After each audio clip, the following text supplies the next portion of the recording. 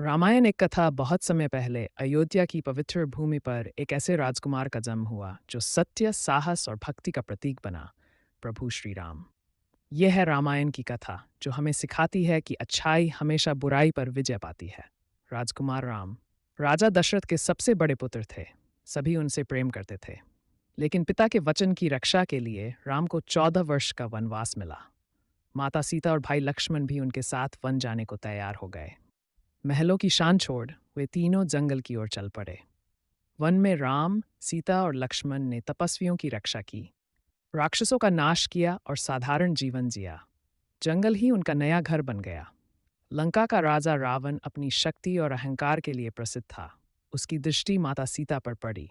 छल से उसने मारीच को सुनहरे हिरण का रूप दिया। जैसे ही राम दूर गए, रावण ने सीता का हरण कर लिया और उन्हें लंका ले गया। हनुमान से भेंट सीता की खोज में राम की भेंट हनुमान से हुई। हनुमान ने आजीवन उनकी सेवा का व्रत लिया। सुग्रीव और वानर सेना के साथ राम ने लंका की ओर बढ़ने की तैयारी शुरू की। हनुमान का सागर लांघना साहस और भक्ति का अद्भुत प्रतीक अपना। हनुमान ने अशोक वाटिका में माता सीता को ढूंढ निकाला। उन्होंने प्रभु राम का संदेश दिया। पकड़े जाने पर रावण ने उनकी पूंछ में आग लगवाई। हनुमान ने पूरी लंका जला दी और फिर राम के पास लौटे। समुद्र पर पत्थरों का पुल बनाया गया।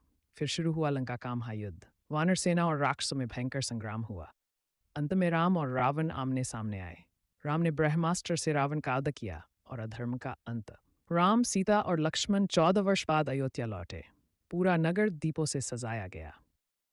इसी दिन को हम दीपावली कहते हैं, प्रकाश का पर्व जहां अच्छाई अंधकार पर विजय पाती है।